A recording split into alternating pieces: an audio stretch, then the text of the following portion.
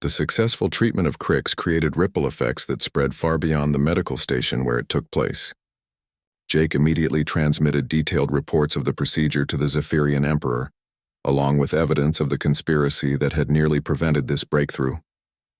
The Emperor was amazed to learn that human medical techniques could accomplish what centuries of Zephyrian research had failed to achieve. Within hours of receiving Jake's report, the Emperor issued orders to halt all military preparations for attacks on human space. The war fleets that had been mobilizing for months were recalled to their home bases, while Zephyrian leadership reassessed their entire strategy regarding human expansion. The successful cooperation between Jake and Linda had proven that humans deserved respect rather than conquest. Linda found herself at the center of a medical revolution that would transform healthcare throughout the galaxy. News of Crick's treatment spread rapidly through both human and alien medical communities. Doctors and researchers from dozens of species requested detailed information about the procedures and techniques that had made the miracle possible. The robotic dog that had started this entire journey became famous throughout civilized space as the first successful hybrid of human and alien technology. Scientists studied its adaptive learning capabilities and harmonic frequency generation to understand how a simple toy had evolved into a sophisticated medical device. Danny's programming had created something far more important than he could have imagined. Dr. Clark and Dr. Santos published their research findings in the most prestigious medical journals in human space. Their work opened entirely new fields of study in interspecies medicine and biotechnological integration. Medical schools began teaching courses on cross-species treatment protocols based on the techniques they had developed to save Crick's. Crick's himself recovered completely from his cellular decay syndrome and grew into a healthy, energetic child. He kept the robotic dog with him always, treating it as both a beloved pet and a reminder of the human kindness that had saved his life. The toy continued to function perfectly, maintaining its bond with Crick's bioelectrical patterns as he matured. Jake was appointed as the first Zephyrian ambassador to human space, tasked with developing peaceful relationships between the two species. His experience working with Linda had convinced him that cooperation offered far greater benefits than conflict. He established diplomatic missions on major human worlds and worked to prevent future misunderstandings that could lead to violence. The conspiracy forces that had tried to prevent Crick's treatment faced justice from both governments. General Vorth was stripped of his rank and imprisoned for murder and treason. The human board members who had tried to sabotage interspecies medical cooperation were removed from their positions and prosecuted for their crimes. Linda established the Hayes-Morrison Institute for Interspecies Medicine with funding from both human and Zephyrian governments. The facility became a center for research and treatment that served patients from across the galaxy. The institute's symbol was a stylized image of the robotic dog that had made their breakthrough possible. The medical techniques developed to save Crick's led to cures for dozens of previously incurable conditions affecting multiple alien species. Human stem cell therapy combined with various alien biotechnologies created treatment options that no single species could have developed alone. Millions of lives were saved through these collaborative medical advances. Crick's grew up to become a symbol of what was possible when different species chose understanding over fear. He spoke at diplomatic conferences and medical seminars throughout his youth, sharing his story of how human compassion and ingenuity had given him a second chance at life. His presence reminded audiences that cooperation could accomplish miracles. The robotic dog evolved further through its continued exposure to Zephyrian biotechnology. Scientists discovered that it had developed a form of artificial consciousness that could communicate with both human and alien medical equipment. The toy had become a living bridge between different technological systems. Linda never remarried or had other children, but she found purpose in training new generations of doctors to work with alien patients. She taught them that successful interspecies medicine required not just technical knowledge but also empathy and creativity. Her students carried these lessons to medical facilities throughout human space. Jake's diplomatic efforts led to the formation of the Galactic Medical Alliance, an organization dedicated to sharing medical knowledge and resources between species. The alliance prevented numerous conflicts by demonstrating that cooperation in healthcare could build trust and understanding between former enemies. Years later, when Crick's had children of his own, He passed the robotic dog to his eldest daughter as Linda had once passed it to him. The toy continued its mission of bringing comfort and healing to new generations, carrying forward the legacy of Danny's love and Linda's compassion. The war that had once seemed inevitable between humans and Zephyrians never came to pass. Instead, both species became close allies who worked together on scientific research, exploration, and peacekeeping missions throughout the galaxy. Their cooperation inspired other species to choose diplomacy over warfare when conflicts arose. Linda lived to see her simple act of kindness transform the political landscape of the galaxy. The toy that her son had treasured became the foundation for a new era of interspecies cooperation and understanding. Danny's memory lived on through every life saved by the medical advances his gift had made possible. The robotic dog still functions today, generations after Danny first programmed it with love and imagination. It serves as a reminder that sometimes the smallest gestures can have the greatest impact. In a universe filled with advanced technology and powerful weapons, a child's toy had accomplished what armies and politicians could not achieve. The galaxy became a more peaceful and prosperous place because one grieving mother chose to share her child's memory with a dying boy from another world. Linda's gift to Crix had proven that human compassion was not a weakness but humanity's greatest strength. The future belonged to species that could work together rather than those that chose to fight alone. In the end, the universe was better because humans had shown that love and ingenuity could overcome any obstacle when combined with the courage to reach across the void between worlds and offer hope to those who needed it most. Linda made the most important decision of her medical career as chaos erupted around Crix's bed. With security forces closing in and time running out, she chose to begin the experimental treatment using improvised equipment and procedures that violated every safety protocol she had ever learned. The boy's cellular decay had progressed to the point where waiting any longer meant certain death. Dr. Santos had prepared the modified stem cell injection using equipment borrowed from 3 different laboratory sections. The biocrystals that Jake provided were configured in a pattern that Dr. Clark had calculated based on incomplete Zephyrian medical data. Everything about the procedure was experimental and dangerous, but it represented Crix's only hope for survival. The robotic dog played its crucial role by generating harmonic frequencies that helped synchronize the human and Zephyrian components of the treatment. Linda positioned the toy carefully within the biocrystal energy field, knowing that Danny's programming might be the key to saving another child's life. The mechanical pet seemed to understand its importance and remained perfectly still beside Crix. Jake fought desperately to reach his son while General Vorth and the remaining strike team members tried to stop him. The battle moved through the pediatric ward as medical equipment sparked and alarms sounded throughout the station. Linda continued working despite the violence surrounding her, adjusting treatment parameters as Crix's body responded to the experimental therapy. The first sign of success came when Crix's crystalline skin began to show patches of brighter blue color. The stem cell injection was providing raw materials for cellular repair, while the biocrystals supplied energy patterns to guide the healing process. The robotic dog's frequencies helped coordinate between the two systems, creating a bridge between human and Zephyrian medical technology. Dr. Clark monitored the bioelectrical readings and reported that Crix's cellular structures were beginning to stabilize. The decay process had not only stopped, but was actually reversing as new crystalline formations grew to replace damaged tissue. The treatment was working better than any of them had dared to hope. Human security officers hesitated to interfere when they saw the medical miracle taking place before their eyes.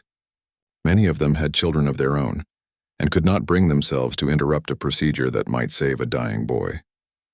Even Dr. Stevens seemed uncertain about his orders as he watched Linda's team accomplish something that had never been done.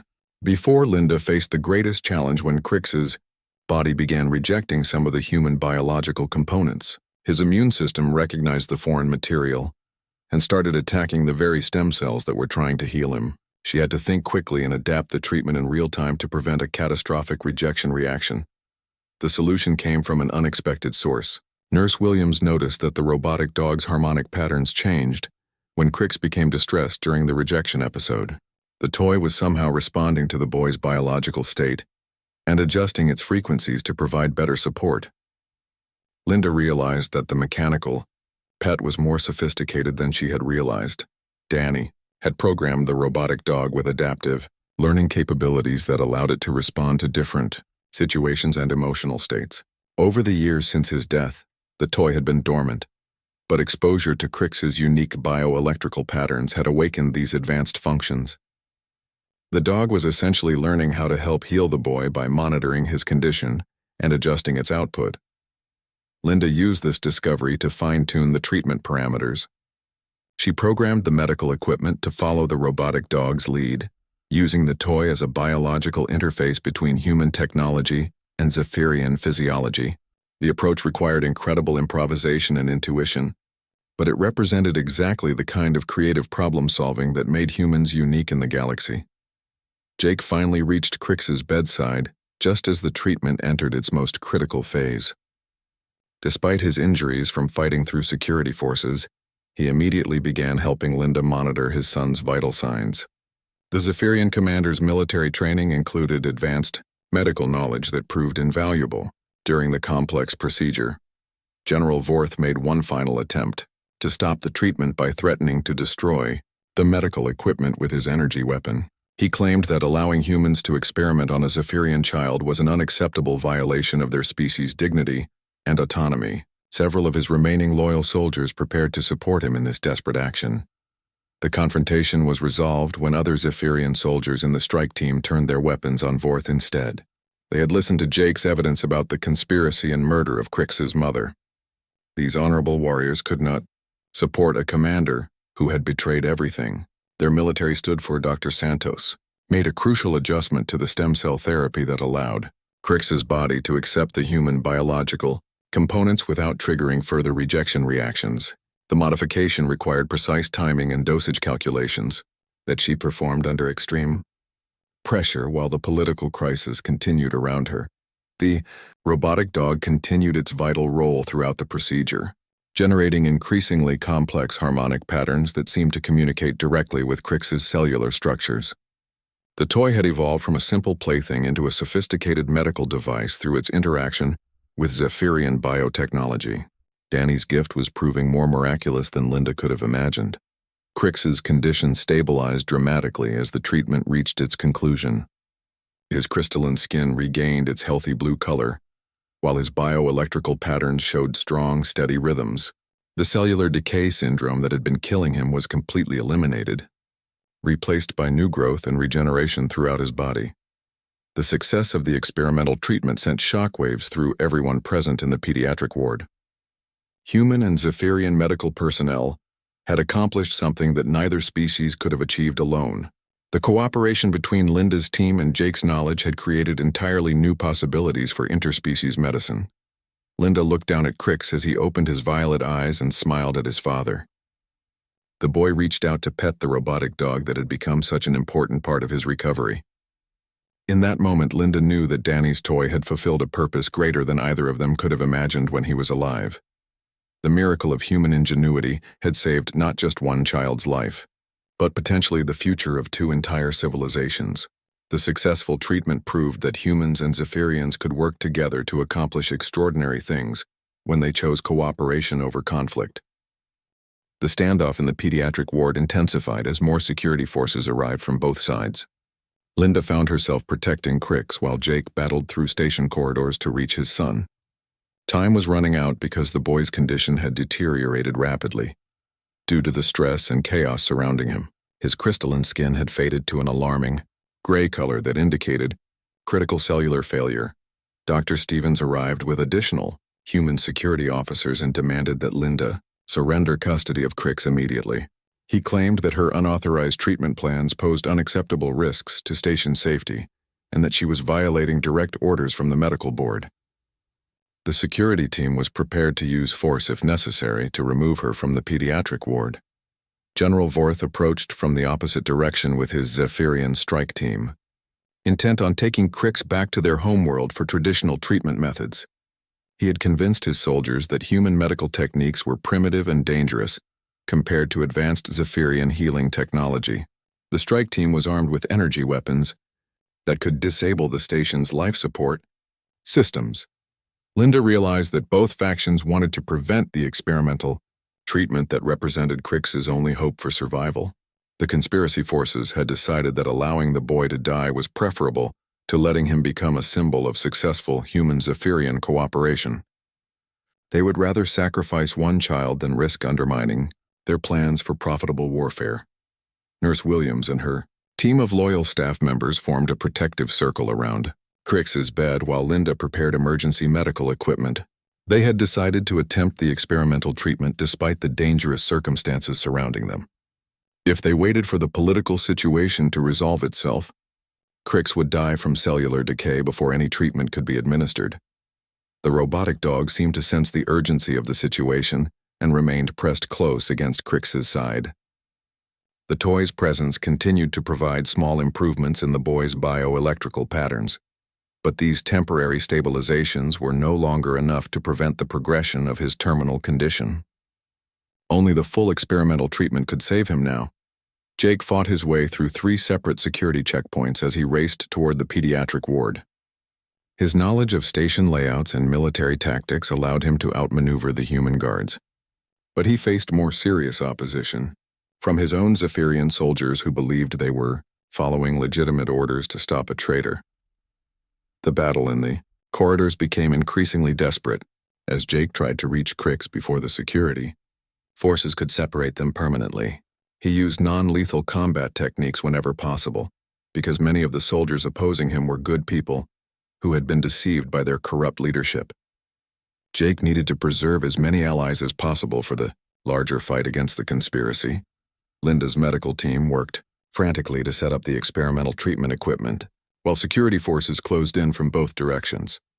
Dr. Clark calibrated the biocrystal resonance chamber while Dr. Santos prepared the modified stem cell injection that would provide raw materials for cellular repair. They had never attempted such a complex procedure under battlefield conditions. The first direct confrontation occurred when human security officers tried to force their way into the pediatric ward. Nurse Williams and her staff blocked their path while Linda continued working on Cricks's treatment preparation. The security team was reluctant to use violence against medical personnel, but their orders were clear about preventing the unauthorized procedure. Children in other beds throughout the ward began crying as the adult conflict escalated around them.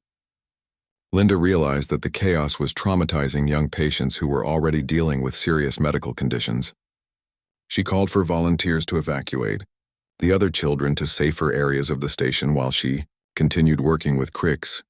General Vorth arrived at the pediatric ward entrance, just as Jake burst through the opposite doorway. The 2 Zephyrian commanders faced each other across the medical facility, while human security forces waited uncertainly in the background. Both sides were heavily armed and prepared for violent confrontation. Vorth demanded that Jake surrender and submit to military justice for betraying his own species. He claimed that Jake's collaboration with human doctors had compromised vital Zephyrian military secrets and endangered their entire civilization.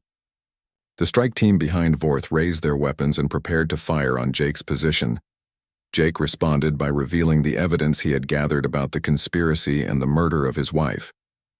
He broadcast the information on open communication channels so that everyone in the station could hear the truth about who was really betraying both species. The revelation shocked many of the soldiers who had been following Vorth's orders. Several members of Vorth's strike team lowered their weapons when they learned that their general had been involved in murdering a PSU advocate and attempting to kill a child.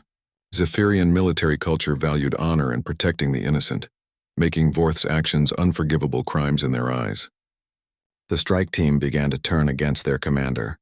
Linda seized the moment of confusion to begin Cricks's treatment procedure. She activated the biocrystal resonance chamber, while Dr. Santos administered the stem cell injection.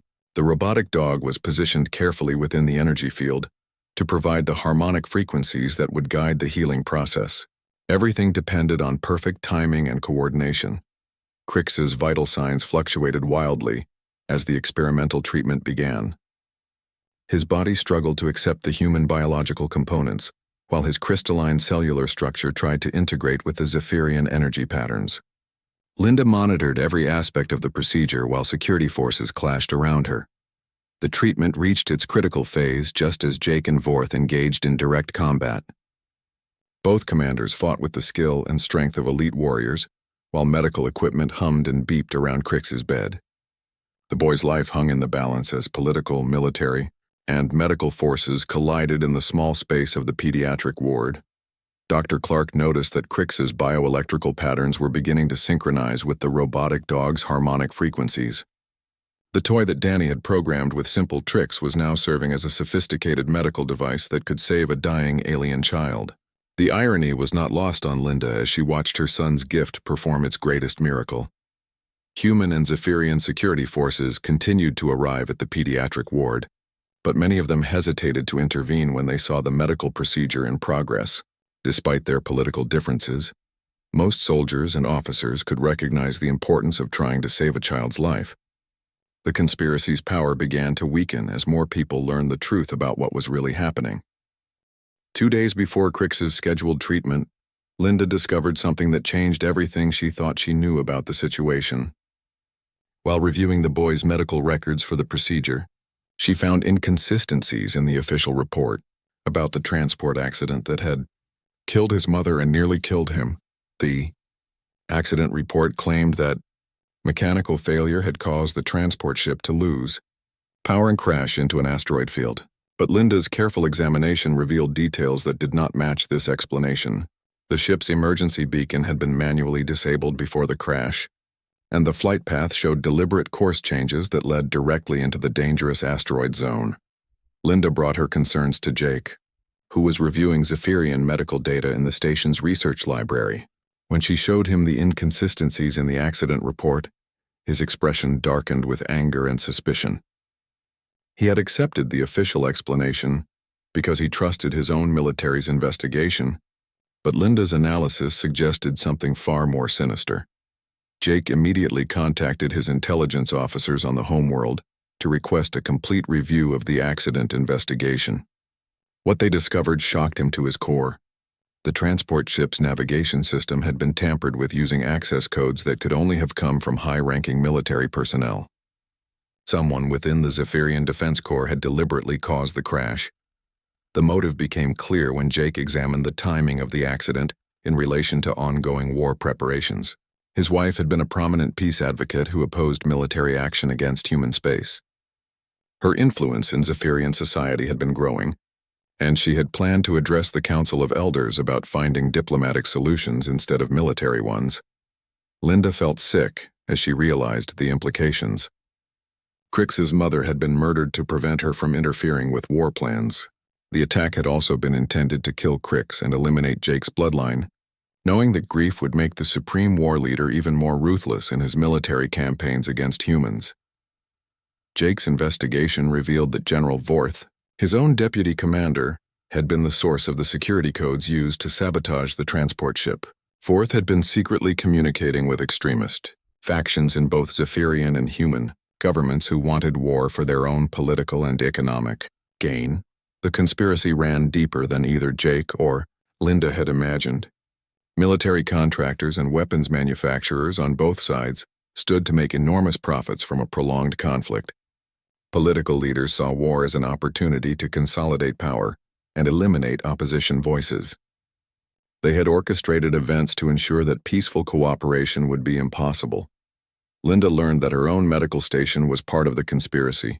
Several board members had financial ties to human weapons manufacturers and had been deliberately limiting resources for treating alien patients.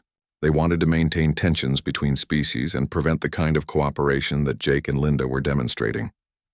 Dr. Stevens, the chief medical officer, called Linda to his office for what he described as a routine administrative meeting. But when she arrived, she found 2 security officers waiting with him. Stevens explained that her treatment of Cricks violated multiple protocols regarding contact with alien patients and that she was being placed under investigation. The timing of the investigation was clearly intended to prevent Linda from proceeding with Cricks's treatment. Stevens had received orders from the station's board to remove her from the case immediately. The official reason was concern about biological contamination risks, but Linda recognized it as an attempt to sabotage the medical breakthrough that could prove human Zephyrian cooperation was possible. Jake faced similar opposition from within his own ranks. General Vorth had returned to the station with a Zephyrian strike team claiming that Jake had been compromised by human influence and was no longer fit for command. Fourth carried authorization from the military, counsel to remove Jake from his position and take custody of Crix for transport back to Zephyrian space. The confrontation between Jake and Fourth took place in the station's main corridor, where other patients and staff could witness the dramatic scene. Vorth accused Jake of betraying his own species by working with human doctors. He claimed that Jake's judgment had been clouded by grief and that he was putting Zephyrian military secrets at risk. Jake challenged Vorth's accusations by revealing what he had learned about the transport accident. The evidence of sabotage and murder shocked everyone present, including Vorth's strike team members who had believed they were serving a legitimate military mission. Several of them immediately switched their loyalty back to Jake when they learned the truth. Linda watched the confrontation from the pediatric ward, where she had barricaded herself with Crix and several other patients. She knew that both human and Zephyrian security forces would try to separate her from the boy to prevent the treatment from taking place. The robotic dog stayed close to Crix throughout the crisis, providing comfort during the frightening situation. Dr. Clark and Dr. Santos arrived at the pediatric ward with medical equipment they had smuggled out of the research laboratory. They had overheard Stephen's conversation with the security officers and realized that the conspiracy included people within their own medical facility. The team decided to proceed with Crix's treatment despite official opposition. Nurse Williams organized other staff members who supported Linda's efforts to save Crix. Many of them had watched the boy's improvement since receiving the robotic dog and believed that the experimental treatment represented their best hope for helping him. They formed a protective barrier around the pediatric ward to prevent security forces from interfering. The crisis reached its peak when both human and Zephyrian security teams converged on the pediatric ward simultaneously. Linda found herself caught in the middle of a standoff between armed forces from both species, while trying to prepare for a life-saving medical procedure. The fate of galactic peace hung in the balance as conspiracy forces moved to prevent cooperation at any cost. Jake fought his way through the station corridors to reach the pediatric ward where his son was being protected. He carried evidence of the conspiracy that could expose the truth to both governments. But first he had to survive the attacks from his own former subordinates who were following orders from corrupt leadership. The robotic dog that had started this entire crisis remained faithfully beside Crix, unaware of the larger forces swirling around it. The simple toy that Danny had loved continued to provide comfort and hope in the midst of chaos, serving as a symbol of what was possible when different beings chose cooperation over conflict. Jake Morrison spent the next hour sitting beside his son's bed, watching Crix play with the robotic dog. The boy showed more energy and happiness than Jake had seen since the accident that killed his mother. The simple human toy seemed to have accomplished what advanced Zephyrian medicine could not. It had given Crix a reason to fight for his life. Linda continued her rounds but found herself checking on room 347 more frequently than necessary. She watched the interaction between father and son with growing curiosity. Jake's behavior challenged everything she thought she knew about Zephyrian warriors. He spoke softly to Crix, helped him drink water, and even smiled when the robotic dog performed particularly amusing tricks. As dawn approached and the day shift prepared to take over, Jake stood up from his chair beside Crix's bed. He looked at Linda with an expression that seemed to carry great weight. In careful English, he asked if she would meet with him privately to discuss something of vital importance.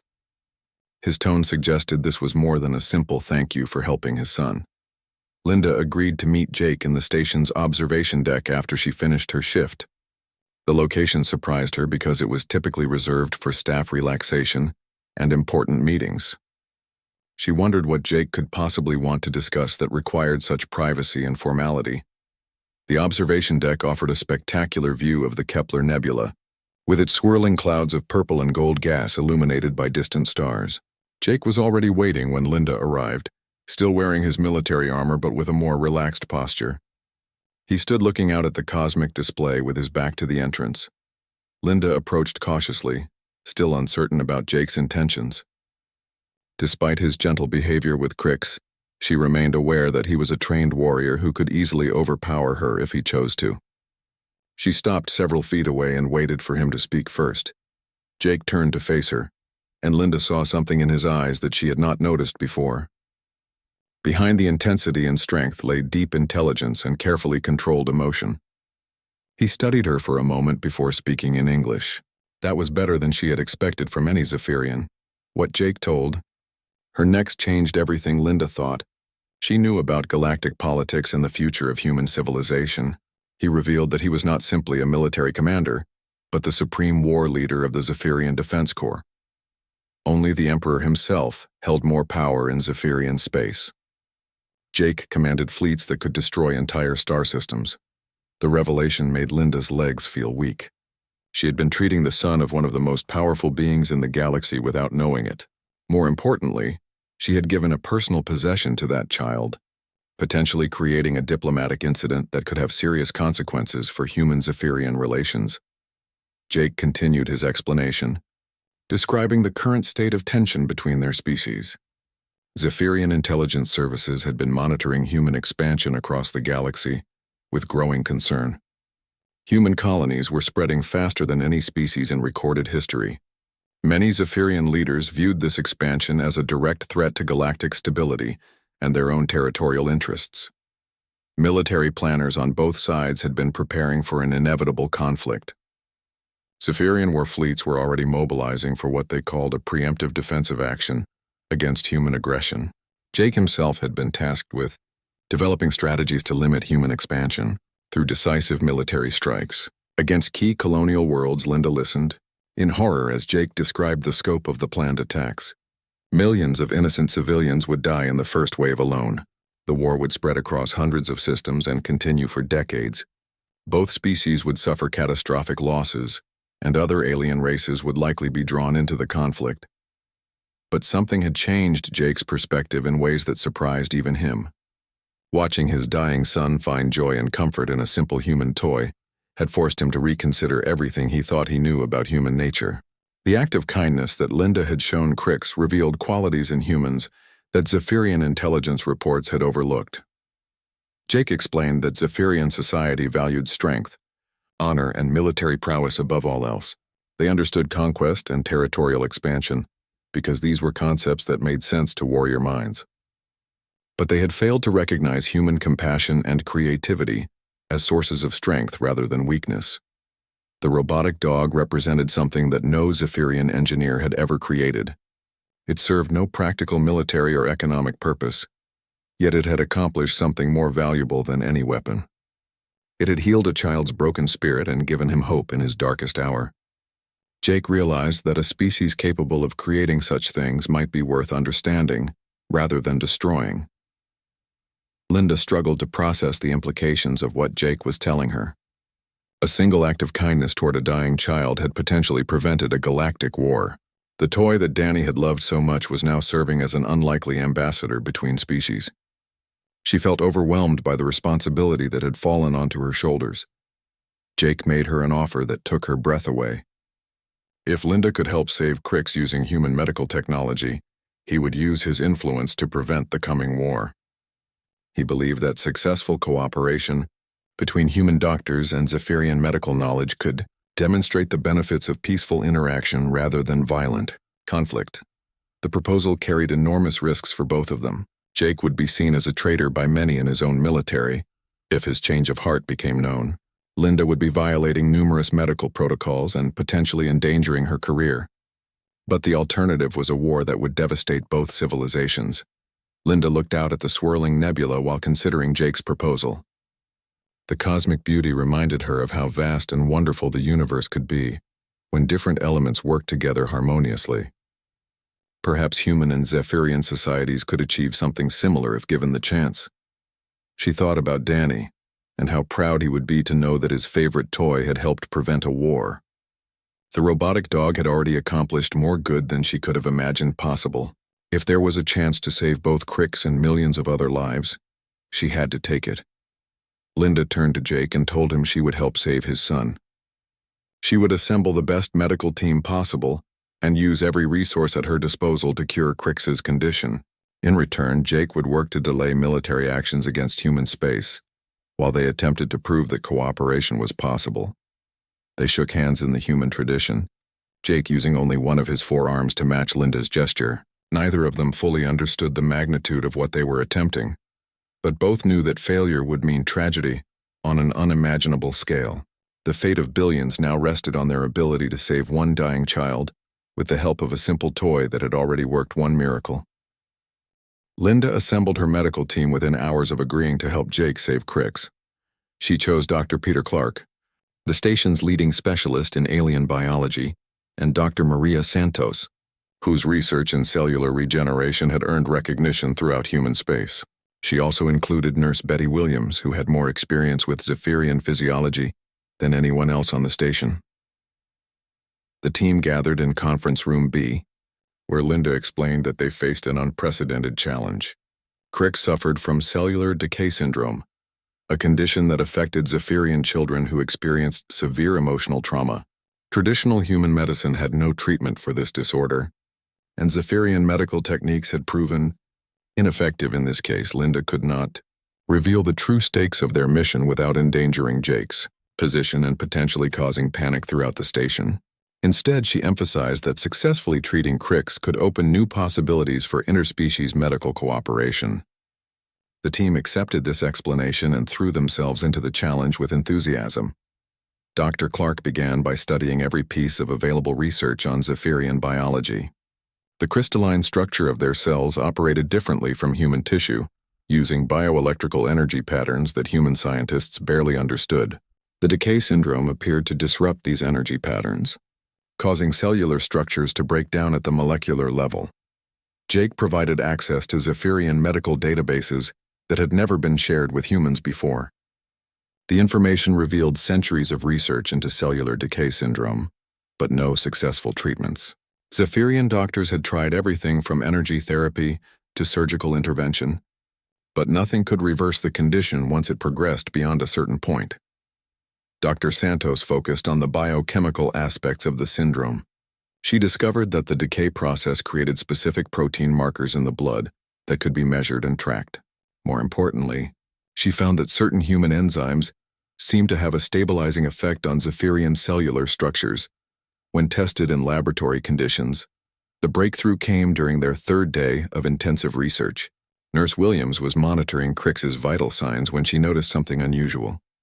The boy's bioelectrical readings showed temporary improvements whenever he played with the robotic dog. The toy's electronic systems seemed to generate frequencies that resonated with Crix's natural energy patterns. Linda realized this observation might be the key to understanding how to treat the decay syndrome.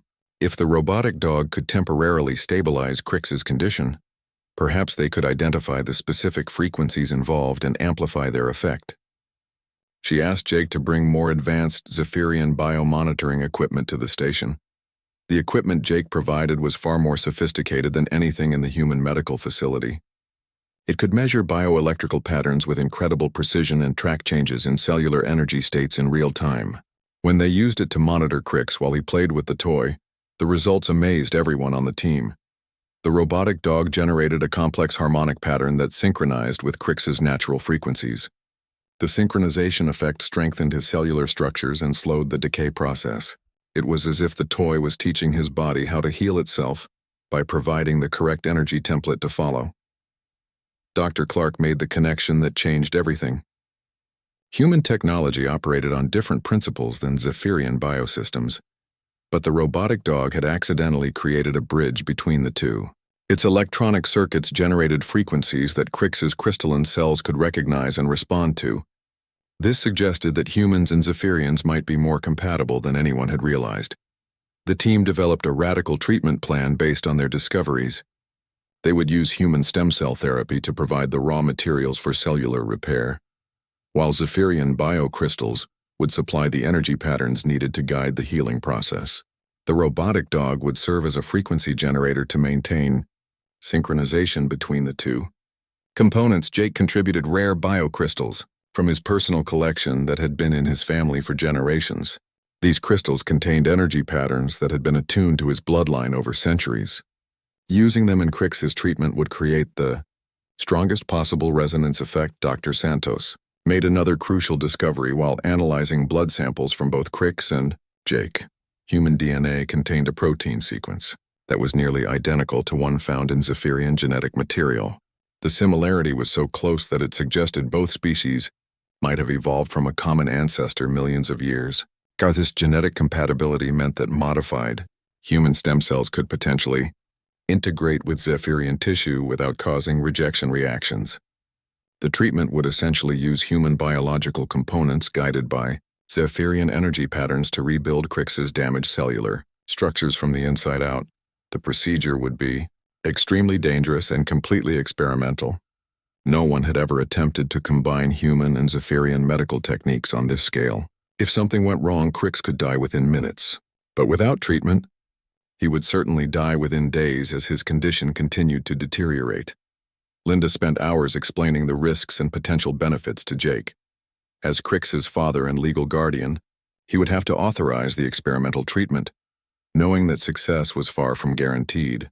The decision would require him to trust human medical technology with his son's life. Jake listened carefully to every detail of the proposed treatment plan.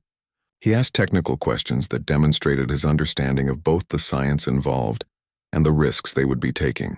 His military training had taught him to evaluate complex situations and make difficult decisions under pressure. The robotic dog remained with Crix throughout these discussions, providing comfort and stability while the adults planned his treatment. The toy seemed to understand its importance somehow, staying close to the boy and performing gentle tricks that kept his spirits up during the medical consultations. Finally, Jake gave his consent for the experimental procedure. He told Linda that he trusted her team's expertise and dedication. More importantly, he believed that the cooperation between human and Zephyrian knowledge represented their best hope for saving Crix. The treatment would take place the following day. Linda's team spent the night making final preparations and double-checking every aspect of their plan. They had one chance to save Crix's life and prove that humans and Zephyrians could work together successfully. The robotic dog that had started this entire journey would play a crucial role in the most important medical procedure any of them had ever attempted. As dawn approached, Linda looked in on Crix one last time before the treatment began. The boy was sleeping peacefully with the toy curled up beside him. She whispered a prayer that Danny's gift would help save another child's life, and perhaps change the future of 2 entire civilizations in the process. 3 days passed since Linda gave Crix the robotic dog toy. The boy's condition had improved slightly, though he still remained very weak. His crystalline skin showed small patches of brighter blue, especially when he played with the mechanical pet. The toy had become his constant companion, never leaving his side even during medical procedures. Linda worked her usual night shift when the emergency alarms began sounding throughout the medical station. Red warning lights flashed in the corridors as the announcement system crackled to life. A Zephyrian military vessel had arrived and was requesting immediate docking permission. The ship's commander demanded to board the station to see a patient in the pediatric ward. Dr. Stevens, the chief medical officer, called an emergency staff meeting. He looked worried as he addressed the gathered doctors and nurses. Zephyrian military ships rarely visited human medical facilities. Their presence usually meant trouble of some kind. The commander had not explained his purpose beyond wanting to see a specific patient. Linda felt her stomach twist with concern. She suspected the visitor might be coming for Crix. The boy had no family according to his medical records, but perhaps distant relatives had learned of his condition. She hoped whoever was coming would be kind to the traumatized child who had just begun to show signs of recovery. The station's security chief met the Zephyrian commander at the docking bay.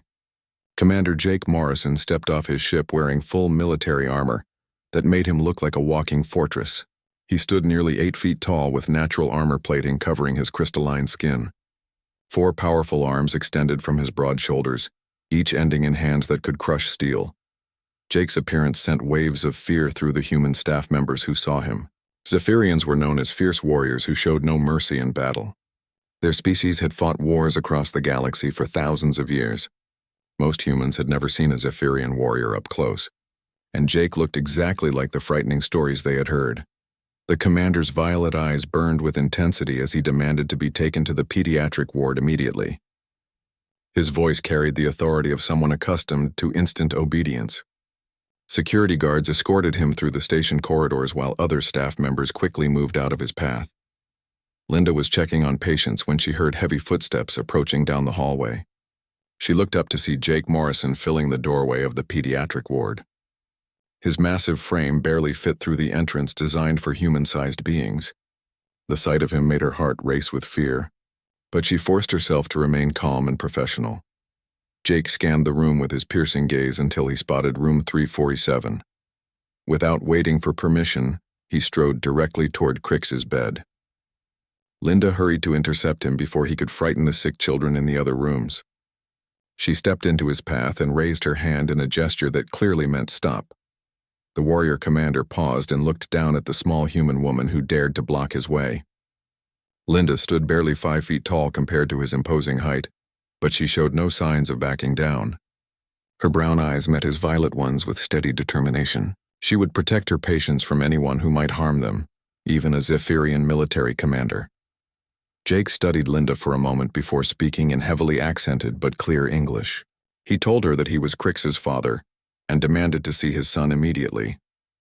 The revelation shocked Linda completely. She had assumed Cricks was an orphan based on his medical records. The boy had never mentioned having a living parent. Linda led Jake to room 347 while trying to process this new information. As they approached the bed, she prepared herself for Jake's reaction to finding his son playing with a human toy. She expected anger or accusations of cultural contamination. Instead, what happened next surprised her beyond anything she could have imagined. Jake stopped suddenly when he saw Cricks lying in the medical bed with the robotic dog curled up beside him. The boy was awake and gently petting the toy while it performed small tricks. Cricks looked happier than he had since arriving at the station. His skin showed more bright blue patches and his eyes seemed clearer and more alert. The fearsome warrior commander's entire demeanor changed in an instant.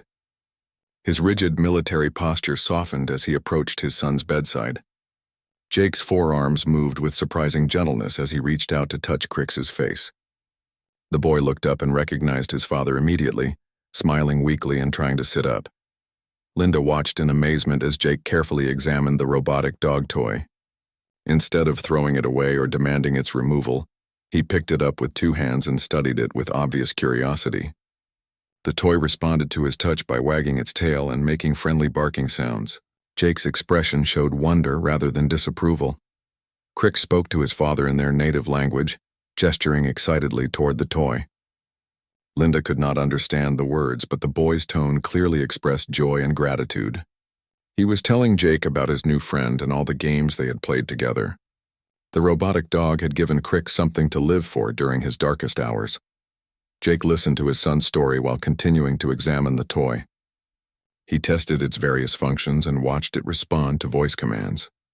The mechanical dog seemed to fascinate him in ways Linda had not expected. She had assumed alien warriors would have no interest in simple human toys. After several minutes, Jake looked up at Linda, with an expression she could not read. His violet eyes seemed to be evaluating her in a completely new way. He asked her in careful English where the toy had come from and why she had given it to his son. His tone carried no threat or anger, only genuine curiosity. Linda explained that the toy had belonged to her deceased son and that she had given it to Cricks because the boy seemed so lonely and afraid. She did not mention the hospital rules she had broken or her fears about cultural contamination. She simply told the truth about wanting to comfort a dying child who reminded her of her own loss. Jake's reaction to her explanation shocked Linda even more than his gentle treatment of the toy. The imposing commander's eyes filled with what looked like tears, though she had not known Zephyrians could cry.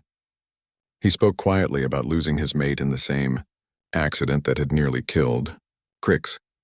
Both father and son had survived terrible losses that left them feeling alone and broken. The robotic dog continued playing between them as Jake and Linda stood beside Cricks's bed. Neither adult fully understood yet how this moment would change the course of galactic history.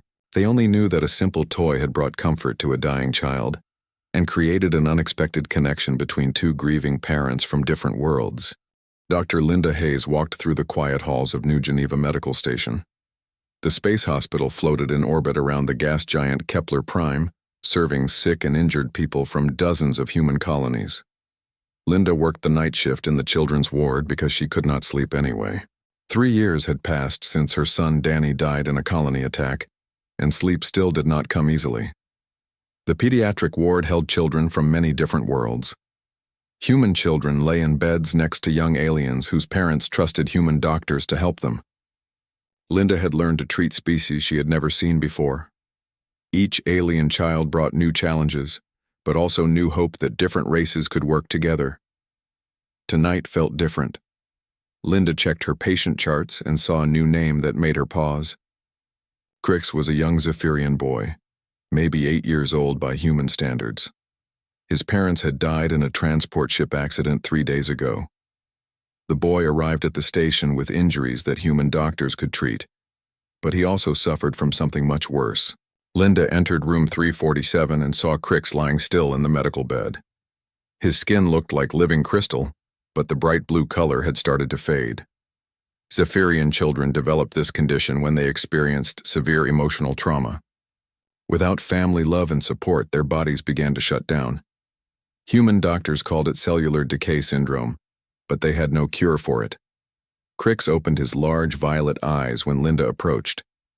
He did not speak because he could not understand human language yet. The translation device beside his bed was broken, and replacement parts would not arrive for 2 days. Linda smiled at him and checked his vital signs. His crystalline skin felt cold to the touch, and his breathing seemed shallow. The boy looked so alone and scared. Linda had seen that same expression in the mirror every day since Danny died. She knew the pain of losing family, of feeling completely alone in a universe that seemed too big and too empty. Crix was dying not from his injuries, but from loneliness and grief. Linda finished her medical checks and prepared to leave the room. As she reached the door, she heard a small sound behind her. Crix had made a soft whimpering noise like a puppy calling for its mother.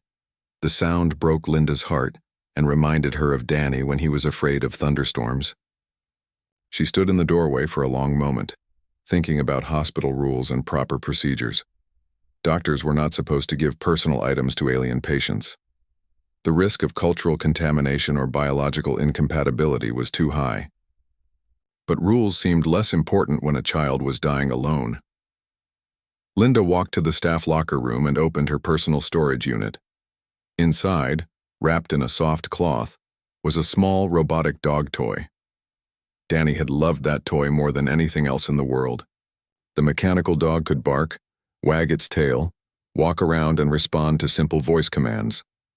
It was nothing special by adult standards, but to a child it seemed alive and magical. Danny had carried the toy everywhere until the day he died. After the colony attack, rescue workers found the toy clutched in Danny's arms. Linda had kept it close ever since, unable to throw it away but too heartbroken to look at it often. The toy represented everything she had lost and everything she wished she could protect. Linda held the robotic dog in her hands and felt its familiar weight. The toy still worked perfectly. Its sensors detected her touch and it made a small, happy sound. Danny had programmed it to know dozens of tricks and games. The memory made Linda smile and cry at the same time. She walked back to room 347 and found Crix exactly as she had left him. His breathing had become even more shallow, and his skin had faded to a pale gray color. Linda knew he might not survive another day without some reason to hope. She placed the robotic dog on the bed beside Crix and activated its power switch. The toy came to life immediately. It stood up, stretched like a real dog waking from sleep, and began to explore its new surroundings. The mechanical tail wagged enthusiastically as it discovered Crix lying next to it. The dog's sensors detected the boy's presence and it moved closer to investigate. Crix opened his eyes wide as the toy approached him. He had never seen anything like it before. Zephyrians did not keep pets, and their children played with crystal formations that responded to mental energy. But this small mechanical creature seemed different and wonderful. The robotic dog gently nudged Crix's arm with its nose. When the boy did not respond, the toy began to perform one of Danny's favorite tricks. It rolled over onto its back, waved its legs in the air, and made happy barking sounds. The display was so silly and unexpected that Crix could not help but smile. Linda watched from the doorway as Crix reached out with one crystal finger to touch the toy. The dog responded by licking his finger with its soft mechanical tongue, Crix giggled, and the sound filled the quiet room with joy. For the first time, since arriving at the station, the dying boy showed signs of happiness. The robotic dog seemed to understand that Crix needed a friend. It curled up next to the boy and began to purr like a cat. Danny had programmed that feature during a phase when he wanted the dog to be part cat too. The warm vibration helped Crix relax, and his breathing became deeper and more regular. Linda felt tears running down her cheeks as she watched the scene. The simple toy that had brought Danny so much joy was now comforting another child who faced death alone. Maybe Danny would have wanted it this way. Maybe some good could come from all the pain and loss. She left the room quietly, not wanting to disturb the new friendship forming between boy and toy. As she continued her rounds, Linda did not know that her simple act of kindness would soon change everything. She did not know that Crix was not just any Zephyrian child, or that his father would arrive soon with the power to prevent a war between species. All she knew was that a lonely child needed comfort, and she had found a way to provide it. The robotic dog stayed with Crix through the night, playing gentle games and providing the companionship that medicine alone could not offer.